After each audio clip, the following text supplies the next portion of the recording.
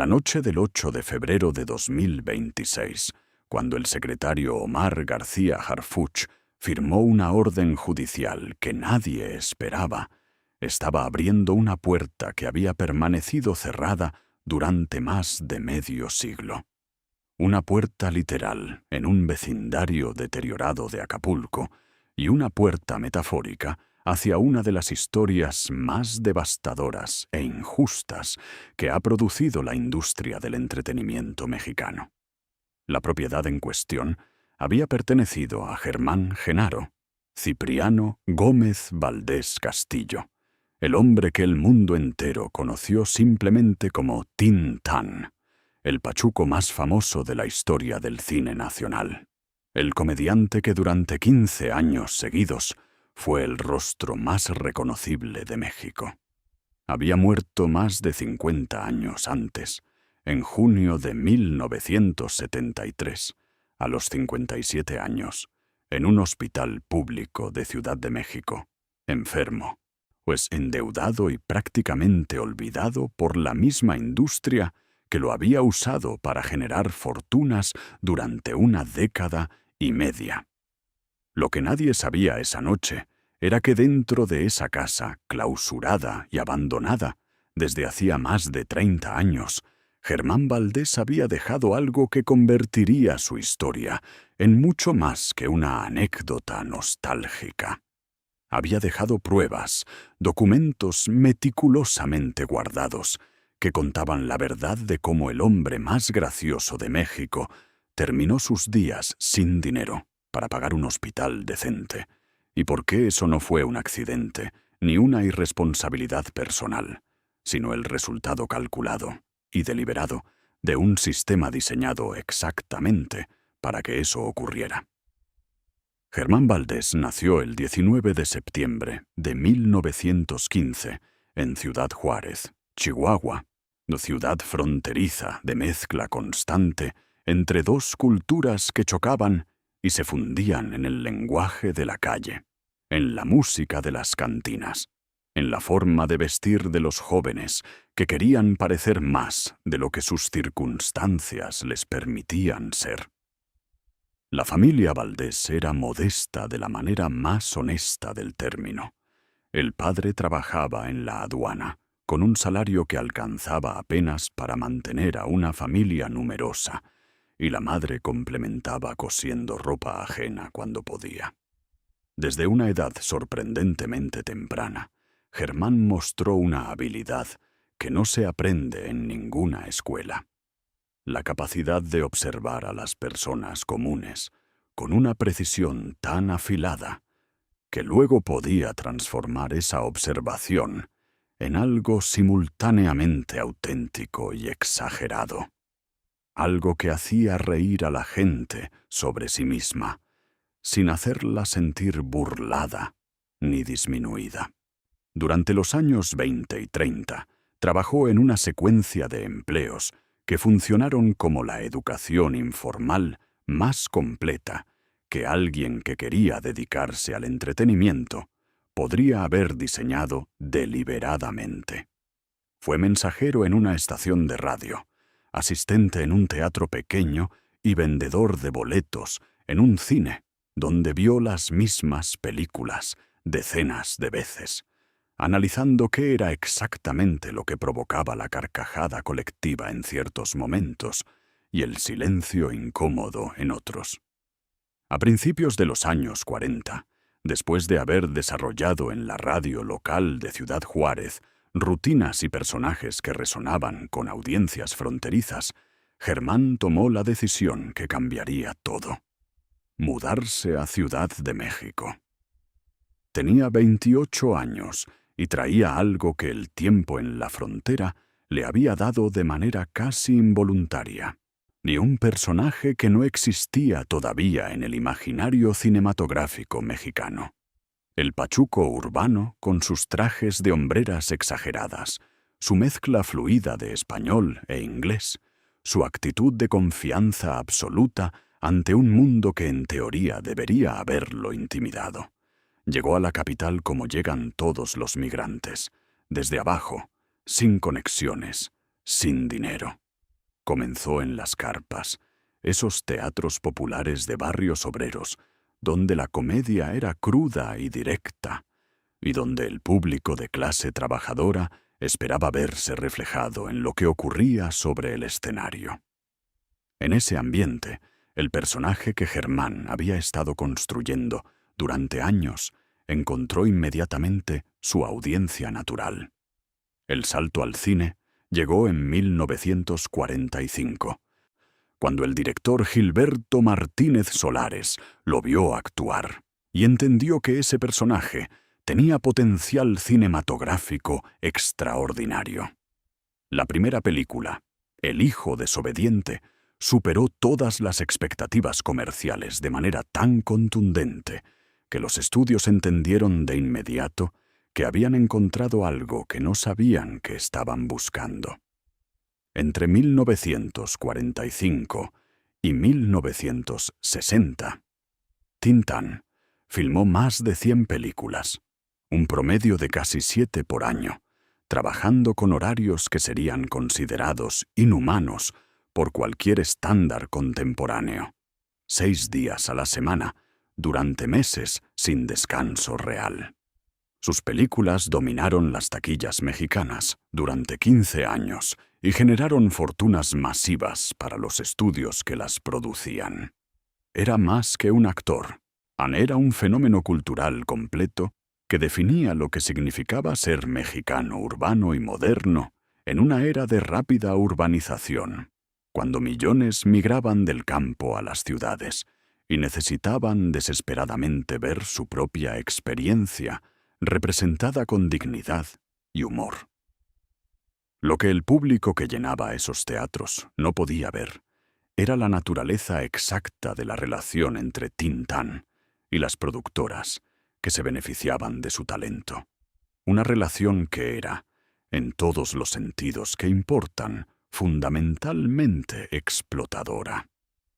Los contratos que Germán firmó durante los años 40, cuando era un artista nuevo sin representación legal sofisticada y sin poder de negociación significativo, le entregaban a los estudios un control casi total sobre su carrera a cambio de salarios que, aunque permitían vivir con comodidad, representaban una fracción absolutamente minúscula de las ganancias masivas que sus películas generaban en taquilla.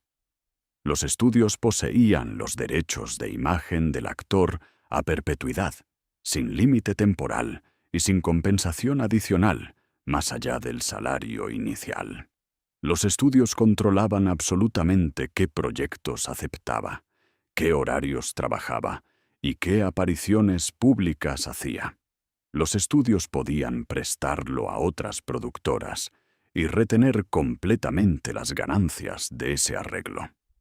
Los estudios podían terminar el contrato con apenas 30 días de notificación, pero el actor no podía terminarlo bajo ninguna circunstancia, sin pagar penalidades equivalentes a las ganancias proyectadas que el estudio perdería durante los años restantes del término.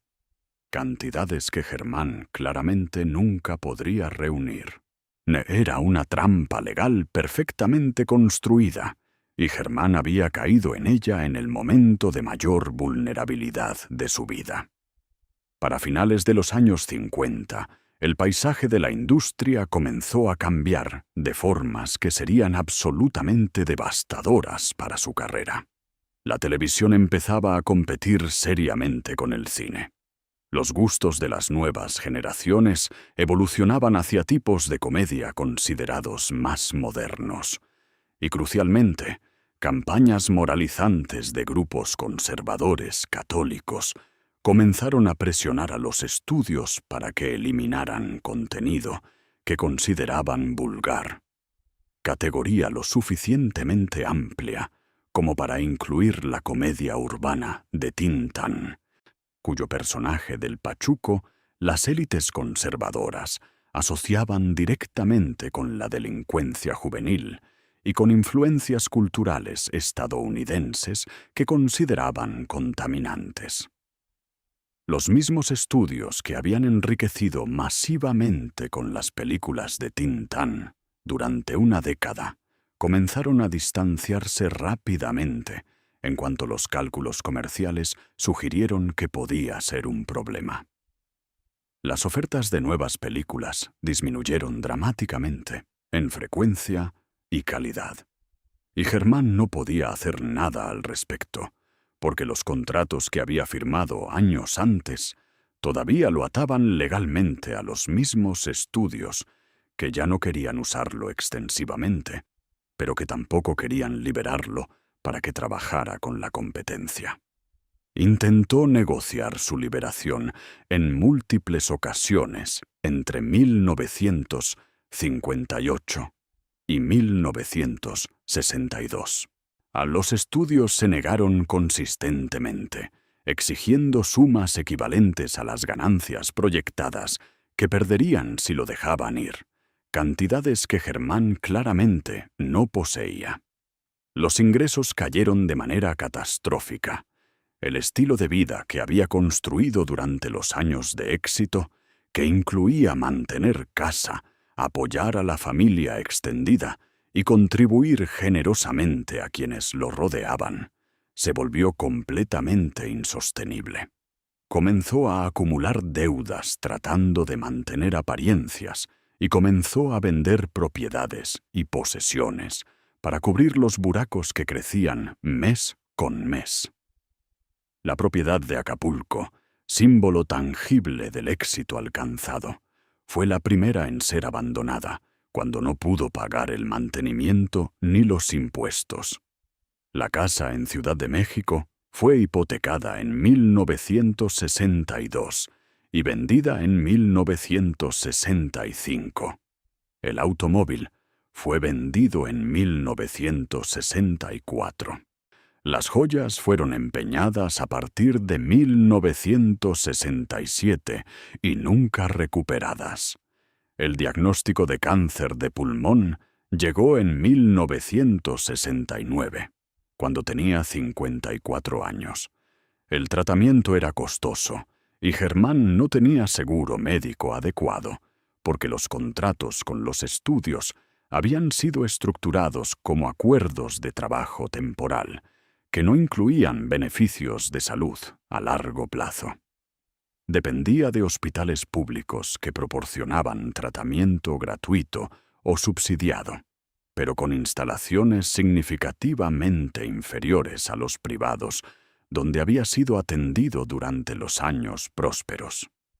Murió en junio de 1973 en el Hospital General de México, institución pública que atendía principalmente a pacientes sin recursos, esencialmente olvidado por la industria cinematográfica que se había enriquecido masivamente durante década y media con su trabajo. Los artículos de prensa mencionaban que había muerto pobre, que la familia enfrentaba dificultades para pagar un funeral modesto, que los estudios que habían ganado fortunas con sus películas contribuyeron cantidades mínimas más por obligación de relaciones públicas que por generosidad genuina. Los ejecutivos de los estudios que habían ganado literalmente millones de pesos con el trabajo de Germán durante los años 50 estaban notablemente ausentes del funeral, enviando representantes menores o flores con tarjetas genéricas, una ausencia que fue notada por la prensa y que fue interpretada correctamente como una indicación de cuán completamente la industria había descartado a quien había sido su estrella máxima apenas 15 años antes. Cuando el Instituto Nacional de Antropología e Historia presentó en diciembre de 2025 la solicitud formal para revisar la propiedad antes de una posible demolición por desarrollo nuevo, mencionó como justificación un rumor persistente que había circulado entre investigadores especializados en historia del cine mexicano durante años, que Germán Valdés había usado la casa de Acapulco específicamente como lugar donde guardaba documentos importantes que no quería mantener en Ciudad de México, donde podrían ser accesibles a los acreedores o a los estudios que podrían intentar confiscarlos. El rumor sugería que esos documentos incluían los contratos originales, correspondencia con los estudios que registraba los intentos de negociar términos mejores y los rechazos fríos que recibió, y registros financieros meticulosos que documentaban la disparidad masiva entre lo que él ganaba y lo que las películas generaban. García Harfuch autorizó la orden judicial después de consultas extensas con la Secretaría de Cultura, que determinó que había interés público legítimo en preservar materiales históricos si realmente existían. El oficial Javier Monsanto fue designado personalmente para liderar la entrada física. Tenía 51 años, 25 de experiencia profesional y conocimiento profundo de la historia del cine mexicano. Lo que el archivo no sabía cuando lo seleccionó era que Javier había crecido en Ciudad Juárez, escuchando historias frecuentes de su abuelo paterno, que había conocido personalmente a Germán Valdés antes de la fama. Desde que el abuelo había admirado profundamente a Germán, como ejemplo de que los muchachos de la frontera podían alcanzar el éxito nacional mediante talento y trabajo duro. Llegó a la propiedad exactamente a las 11:30 de la noche. La casa de Tin Tan era una estructura de 2 niveles con el estilo arquitectónico del modernismo mexicano de los años 50, pero décadas de abandono en el clima tropical húmedo de Acapulco la habían transformado de manera dramática. La fachada estaba cubierta de manchas de humedad y crecimiento de hongos. Los ventanales estaban sellados con tablones de madera podridos. El techo plano estaba parcialmente colapsado. Las paredes exteriores cubiertas de grafiti de múltiples generaciones. La vegetación tropical había crecido literalmente dentro de la estructura. El olor que salió cuando la puerta se abrió era abrumador. Humedad estancada. Décadas de descomposición orgánica. En la sala principal, lo que hizo que Javier se detuviera completamente era la pared que todavía tenía carteles de las películas de Tin Tan, cuidadosamente enmarcados, colocados allí en una época cuando habían sido motivo de orgullo. Rey del barrio, Calabacitas tiernas, todos mostrando a Germán joven, vibrante, en el apogeo de su poder físico y de su éxito comercial, completamente inconsciente de cómo terminaría la historia apenas 1,5 décadas después. Eran literalmente fantasmas de una gloria que había sido absolutamente real, pero que se había desvanecido completamente. En un estudio pequeño adyacente a la sala principal, Javier notó que la librería que cubría la pared completa parecía inusualmente profunda. Aun cuando aplicó presión exploratoria, descubrió que la sección izquierda entera estaba montada en bisagras ocultas y se abría hacia afuera como una puerta, revelando un espacio completamente invisible desde el exterior. Un closet de aproximadamente 2 metros de ancho por 1,5 metros de profundidad, sorprendentemente seco comparado con la humedad extrema que dominaba el resto de la casa. En ese espacio había cajas de cartón de tamaño archivo apiladas cuidadosamente, un archivador metálico de 2 cajones y un baúl de madera con diseño tradicional. La primera caja de cartón que abrió contenía correspondencia organizada cronológicamente, cartas intercambiadas entre Germán y los estudios cinematográficos durante los años 40 y 50. Había una carta manuscrita de Germán fechada en marzo de 1947 y escrita en español formal, que mostraba educación limitada pero pensamientos perfectamente claros solicitando respetuosamente revisión del salario especificado en el contrato, argumentando que las películas habían sido éxitos comerciales y que la compensación debería reflejar mejor su contribución al éxito comercial. La respuesta del estudio era una carta mecanografiada en tono formal y frío, que contrastaba brutalmente con la calidez y la cortesía de la solicitud de Germán. Explicaba que el contrato firmado voluntariamente en 1945 especificaba un salario fijo para la duración del término, que el éxito de las películas era resultado de la inversión sustancial del estudio en producción, dirección, marketing y distribución, no solo de la actuación individual, y que la compensación actual era justa y el contrato permanecía vinculante. Había una serie de cartas similares de principios de los años 50, cada vez con Germán intentando negociar términos mejores, y cada vez con el estudio rechazando, citando los términos del contrato original. Las cartas subsecuentes de Germán se volvían progresivamente más desesperadas en el tono, mientras mantenían la cortesía superficial, argumentando que la situación era insostenible financieramente, porque no podía trabajar con otros estudios, pero tampoco estaba recibiendo trabajo suficiente del estudio actual. Las respuestas del estudio permanecían fríamente legales. El contrato era el contrato. Las obligaciones eran mutuas, aunque asimétricas, y si Germán no estaba satisfecho, podía buscar remedios mediante litigio. Un abogado que Germán había consultado en 1959 sobre la posibilidad de romper el contrato judicialmente, era brutalmente honesto. Los contratos, aunque moralmente cuestionables, eran probablemente legales bajo las leyes laborales de la época. Desafiarlos en un tribunal sería extremadamente costoso. Los estudios tenían recursos financieros masivos para prolongar el litigio indefinidamente, hasta que Germán fuera destruido financieramente por los costos de la defensa.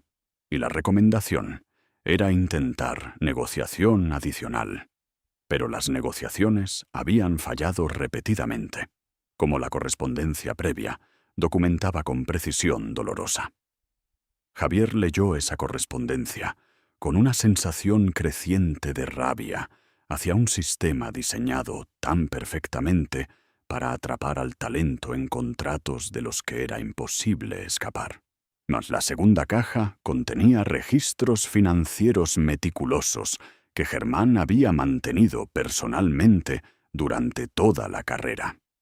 En los márgenes de los registros, Germán había hecho cálculos estimando que las películas en las que había actuado durante los años de apogeo habían generado más de 50 millones de pesos en ingresos totales de taquilla, mientras él había ganado aproximadamente 800.000 pesos de todas las fuentes combinadas en ese mismo periodo de 10 años.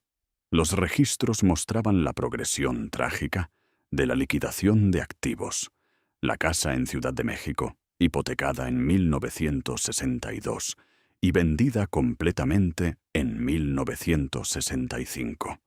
El automóvil vendido en 1964. Las joyas empeñadas a partir de 1967 y nunca recuperadas. Para 1970, 3 años antes de la muerte, los registros mostraban bancarrota completa efectiva. Pero más devastador que cualquier registro médico formal era una nota manuscrita de Germán, escrita en diciembre de 1972, 6 meses antes de la muerte, que Javier leyó con las lágrimas corriendo por las mejillas, sin que pudiera hacer nada para detenerlas. Germán escribía que había trabajado en el entretenimiento durante 30 años, que había hecho reír a millones de mexicanos, que había generado fortunas para los estudios, que le habían prometido que si trabajaba duro y era leal, sería recompensado con la seguridad financiera que le permitiría vivir dignamente durante los años de retiro. Que ahora tenía 57 años y estaba muriendo de cáncer en un hospital público donde las enfermeras eran amables, pero las instalaciones eran terribles comparadas con los hospitales privados donde había sido tratado durante los años en que tenía dinero. Que compartía habitación con otros pacientes pobres, que los estudios que se habían enriquecido masivamente con su trabajo durante década y media no respondían a las llamadas telefónicas cuando pedía ayuda con los gastos médicos. Y luego escribía algo que era al mismo tiempo un testamento artístico, una denuncia documentada y un mensaje al futuro.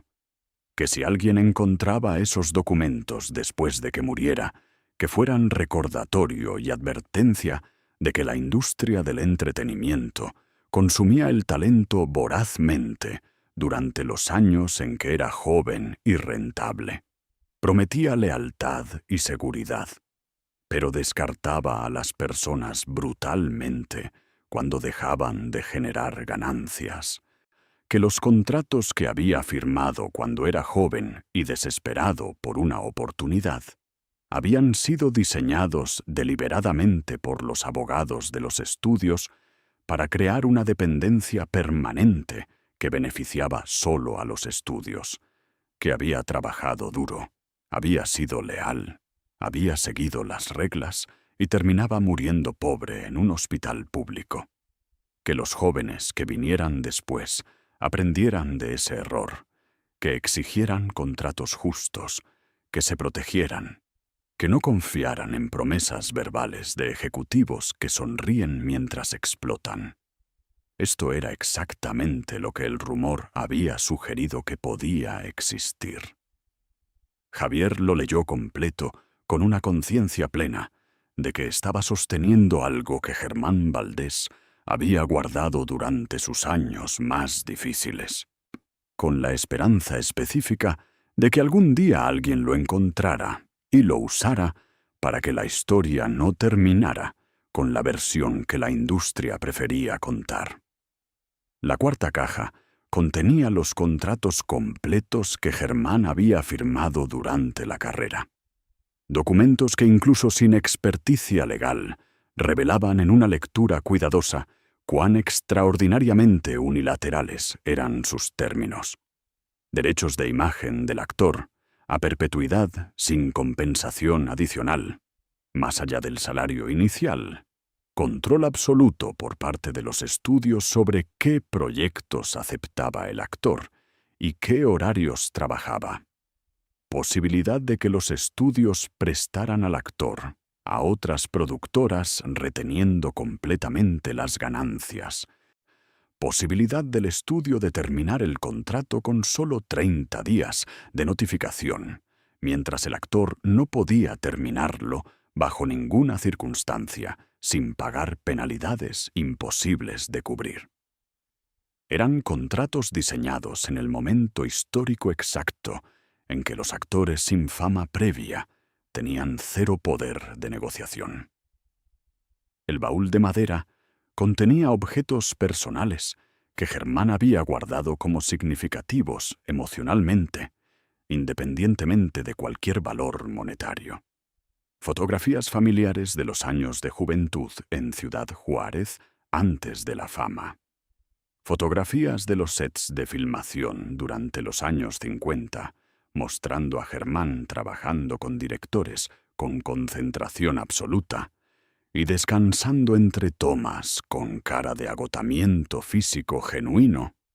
Premios modestos ganados durante los años de apogeo, tazones, una libreta con chistes originales y rutinas escritas en su propia letra, mostrando el proceso creativo de construcción de comedia, con notas en los márgenes sobre qué funcionaba con las audiencias, un rosario de madera con cuentas gastadas, un mechón de cabello oscuro en un sobre pequeño, con una nota que decía: «Hijo, 1948. En el gabinete bajo el fregadero oxidado de la cocina, lugar extraño e ilógico para documentos importantes, precisamente porque nadie los buscaría allí, Javier encontró un sobre grande de Manila sellado. El sobre contenía el documento final, un testamento manuscrito completo, fechado en marzo de 1971, 2 años antes de la muerte, escrito con una escritura que temblaba visiblemente, sugiriendo que había sido redactado durante un periodo de enfermedad seria. La sección final del testamento era un mensaje directo al futuro. Si los documentos guardados cuidadosamente en la casa de Acapulco eran encontrados después de su muerte, como esperaba que eventualmente ocurriera, solicitaba formalmente que fueran preservados apropiadamente por instituciones culturales y eventualmente hechos accesibles públicamente, cuando hubiera pasado suficiente tiempo para que revelarlos no dañara a personas específicas que todavía vivían.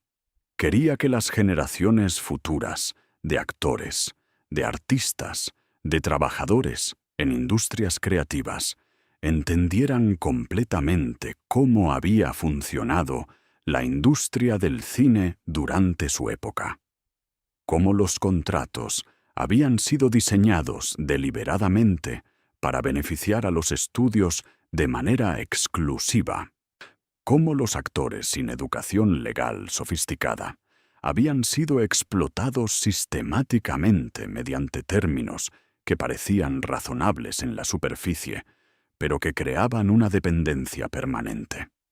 No escribía con amargura personal contra individuos específicos, sino con la esperanza genuina de que el sistema mejorara sustancialmente, de que los actores futuros fueran tratados más justamente que su generación, de que tuvieran las protecciones legales que ellos no habían tenido. Ese era su legado final, escribía, más importante que cualquier película. En marzo de 2026, el Instituto Nacional de Antropología e Historia publicó un comunicado de prensa inusualmente detallado que explicaba que la revisión autorizada de la propiedad histórica en Acapulco había recuperado un archivo significativo e inesperadamente bien preservado de documentos personales, correspondencia comercial, contratos laborales, registros financieros y un testamento que documentaban extensivamente la carrera de Germán Valdés y específicamente las condiciones laborales bajo las cuales los actores trabajaban durante la época dorada del cine mexicano. Los documentos revelaban que Valdés, como muchos otros actores de su generación, había trabajado bajo contratos que por estándares contemporáneos de derecho laboral serían considerados claramente explotadores, recibiendo compensación fija que no reflejaba el valor comercial masivo que su trabajo generaba para los estudios, sin protecciones adecuadas y sin ninguna participación en las ganancias de las películas exitosas, cumpliendo el deseo expresado. Hacía más de 50 años, el instituto preservaría el archivo profesionalmente y lo haría accesible a los investigadores académicos. El comunicado generó una cobertura mediática considerable e inmediata. Los periódicos nacionales publicaron artículos extensos usando el caso bien documentado de Tintán como ejemplo ilustrativo de cómo la industria del entretenimiento había tratado sistemáticamente al talento durante una época celebrada nostálgicamente como la Edad Dorada, pero que había tenido un lado oscuro de explotación raramente discutido. Los académicos publicaron análisis usando los documentos como evidencia primaria.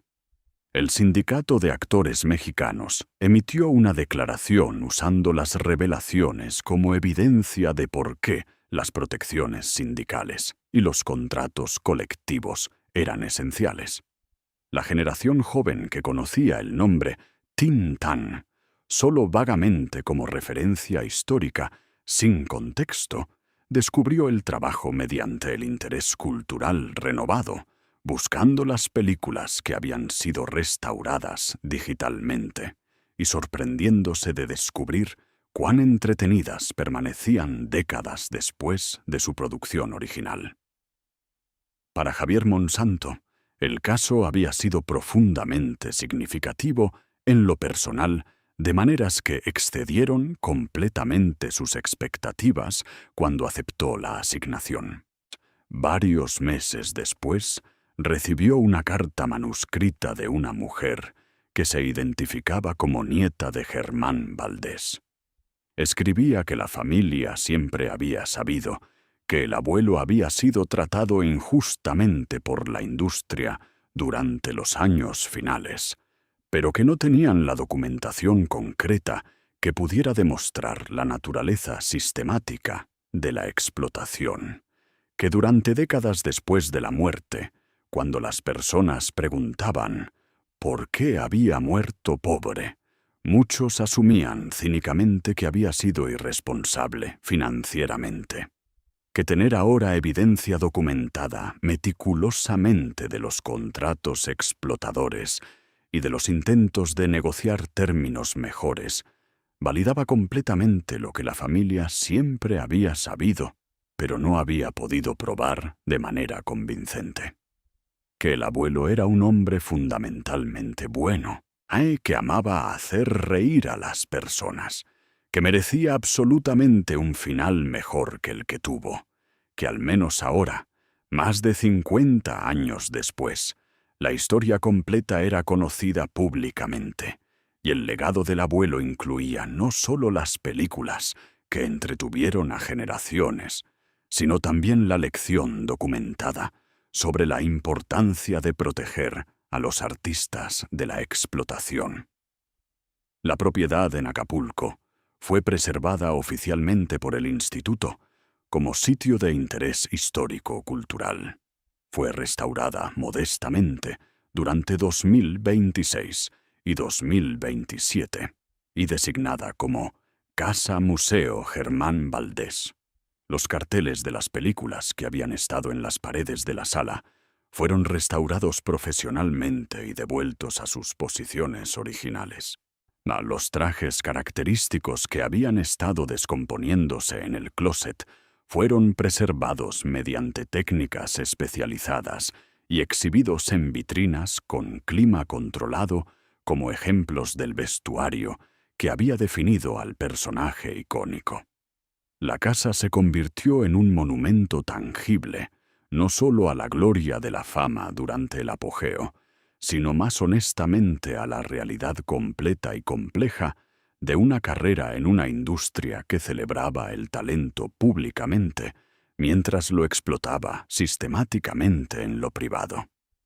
Tintán había hecho reír a México durante años memorables mediante un talento cómico extraordinario y mediante un personaje que resonaba profundamente con la experiencia de millones. Había creado arte que permanecía culturalmente significativo y entretenido décadas después de su producción original. Pero su historia final, preservada en los papeles que tuvo la sabiduría y la determinación de guardar para la posteridad, incluso en el peor momento de su vida, nunca había sido un chiste que generara alegría. Había sido la tragedia devastadora del talento excepcional explotado de manera sistemática, del sistema que consumía a las personas mientras celebraba su trabajo, de la industria que prometía lealtad, pero proporcionaba abandono cuando la rentabilidad terminaba. Era una lección profunda sobre el precio real del entretenimiento, sobre quién pagaba ese precio, sobre la importancia crítica de proteger a los artistas no solo durante el momento breve del éxito comercial, sino durante la vida completa y más allá de ella. Y esa lección, comprada mediante la experiencia amarga de una vida que terminó en pobreza, Después de haber generado fortunas para otros, Anne era un legado tan importante como cualquier película que hubiera entretenido a generaciones. Ahora, por fin, esa lección completa y honesta pertenecía a todos.